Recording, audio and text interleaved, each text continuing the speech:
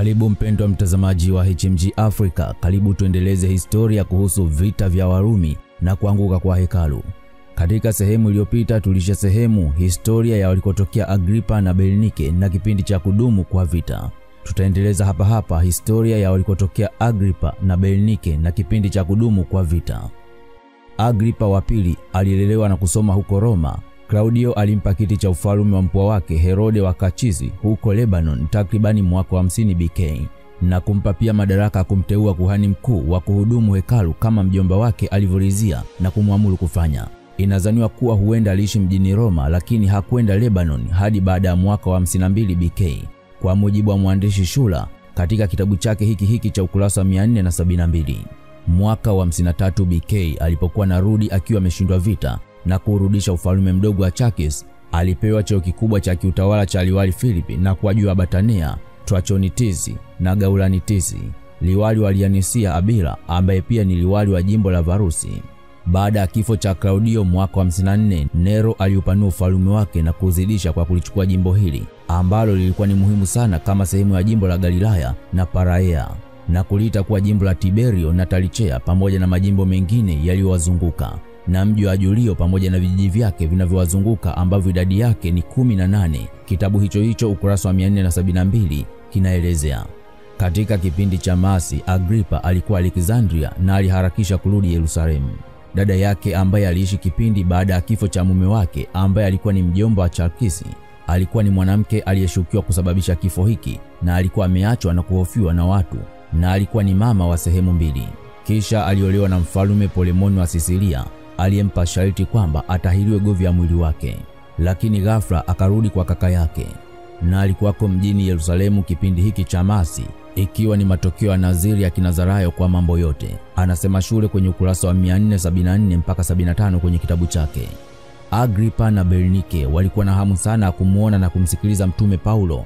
Waweza kuisoma katika Matendo 25 mpaka 22. Inaonesha kwamba kipindi kinachotajwa kwenye Matendo 26 mpaka 28 kwa mujibu wa mwandishi Shule, anadhani kwamba walikuwa wameachana na ushabiki wa uhusiano thabiti kwa mambo ya kidini wenye maswali yasiyo na maana. Maana yake ni kwamba Yakobo alikuwa ameshauawa huko Yerusalemu. Maana yake ni kwamba Yakobo alikuwa ni shahidi wa ufalme wa Mungu. Tunahisi kuwa Agripa aliwahi kumsikia Paulo kwa masikio yake. Yakobo aliuawa mnamo mwaka wa 62 BK ambao pia ni mwisho wa kipindi cha majuma 69 ya miaka. Mtume Paulo aliuawa kwa kukatwa kichwa mjini Roma mwaka wa 66 BK. Kwa hiyo baada ya kuuawa kwa hawa wanaojiita mashahidi wawili wa Mungu ambao wote hawa waliuawa kwenye miji ya Yerusalemu na Roma, ndipo Mungu alianza kushughulikia mfumo huu. Kisha Agripa alikwenda Misri kutoa heshima kwa wakuu wake wa kazi waliokuwa huko Misri ambao ni Tiberiasi, Luliasi, Alexander. Kisha Agripa alirudi haraka ambako yeye mwenyewe na dada yake walifanya juhudi zao zote ilivyowezekana ili kuzuia machafuko haya na uasi huu visitokee. Walisimama upande wa kupenda amani na tangu hapo na kuendelea wakasimama kidete kwenye upande wa Warumi na matokeo yake walipoteza idadi kubwa ya miji. Yeye na wanajeshi wake walikuwa wanaelekea kufanya kama alivyofanya Kestiasi Galas aliyefanya maafa makubwa na ya ghafla dhidi ya Yerusalemu. Hatimaye aliweza kurudisha tena sehemu za majimbo yake zilizokuwa zimeporwa mwaka wa 67 BK baada ya Warumi kuyarejesha majimbo yao yote ya pande za kaskazini ya Palestina. Nero alifariki tarehe 9 Juni mwaka wa 68 BK. Kama tujuavyo kwamba mitume hawa wote wawili yani Paulo na Petro waliuawa vifo vya ushahidi siku za utawala wa Nero. Ndipo Tito na Agripa walikwenda kutoa heshima yao kwa mfalme mpya wa Galba, lakini walipokuwa njiani wakienda huko walipokea habari kuwa Galba ameuawa tarehe 15 Januari mwaka 69 BK. Ndipo Tito alirudi kwa baba yake Vespasian na Agripa akaenda Roma. Baada ya Vespasian kuchaguliwa kuwa mfalme na kundi la watu waliotoka Misri na Syria mwezi Julai mwaka 69 BK, ndipo alirudi akatoa heshima kwa amri aliyopewa na Bernike aliyekuwa akisaidia sana upande wa Flavian. Tangu hapo na kuendelea, Agripa alikuwa kwenye mlengo endelevu wa kumsaidia Tito, mtu ambaye Vespasian alimuamini sana kwa shughuli ya kupanga na kupigana vita. Baada ya kuanguka kwa Yerusalemu, Tito alisaidia sana shughuli za kimichezo kwenye mji mkuu wa Agripa, Kaisaria ya Filipi. Mji mkuu wa Agripa ndio ulikuwa kitovu cha mambo yote ya burudani cha Warumi kwenye maeneo ya mteremko yenye wakazi wengi wa Yahudi.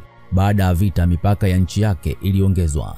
na mwandishi Josephus aliandika kuwa maeneo haya ni ya nchi ya pande za kaskazini mwa Lebanon, ambako ni kaskazini mashariki mwa Tripoli. Kote kulikuwa na eneo la utawala wa Agripa.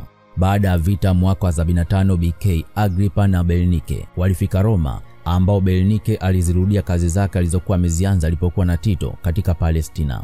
Malkia wa Kiyahudi aliishi na Tito katika Palestina, wakati kwamba Agripa walipata upendeleo kwenye cheo cha uhakimu. Ilitarajiwa kwamba wangeoana, lakini jinsi walivyoipokea hali hii huko Roma ilikuwa ni kinyume kabisa, kiasi kwamba Tito alilazimishwa amfukuze na kumrudisha alikotoka. Mwaka wa Yubilii ulikuwa ni mwaka wa 77 BK. Kuteketezwa kwa mji wa Yerusalemu kulimalizika mwaka wa 70 BK, na Warumi walichukua mamlaka na udhibiti wote kwenye kipindi hiki cha Sabato ya 7 ya mwaka wa 76 BK, kabla ya Yubilii ya mwaka wa 77 BK. Baada ya kifo cha Vespasian, Bernike alirudi Roma tarehe 23 Juni mwaka wa 79 BK, lakini Tito akiwa kama mfalme alimdharau na hakumtilia manani kabisa. Mwandishi Shule anadhani kuwa hatimaye alirudi tena Palestina, lakini ni mambo machache sana yanayojulikana kumuhusu yeye na maisha yake yote tangu kipindi hiki. Utawala wa Agripa wa ile dola yake iliyopanuliwa ulidumu hadi ukaisha mwaka wa 86 BK, wakati aliponyang'anywa makoloni yaliyokuwa huko Uyahudini. Mwandishi Josephus anaelezea kisa hiki kwenye kitabu chake kiitwacho Antiquities. Anasema kwamba hatimaye hawakuwa na sehemu yoyote kwenye dola hii. Anaonekana kuwa alitawala hadi kipindi cha utawala Domitian. Shule anadhani kwamba alikufa katika miaka 90 mpaka 93 BK, na kwamba Photius sio mtu wa kutegemeka tena ilipofika miaka hii ya 100 BK. Waweza kusoma katika ukurasa wake wa 481 katika kitabu hiki cha Josephus. Akiwa hata hana mtoto mmoja, ufalme wake haukushikamana na majimbo Asiria alipokufa.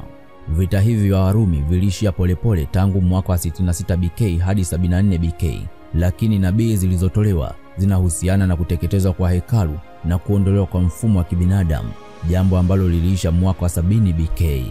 Hii ni vita vya Warumi na kuanguka kwa hekalu. Usikose mwendelezo wa makala hii kuhusu vita vya Warumi na kuanguka kwa hekalu, ambapo katika makala ijayo tutamulika maandalizi ya vita. Na hii ni HMG Africa, Back to Africa Movement.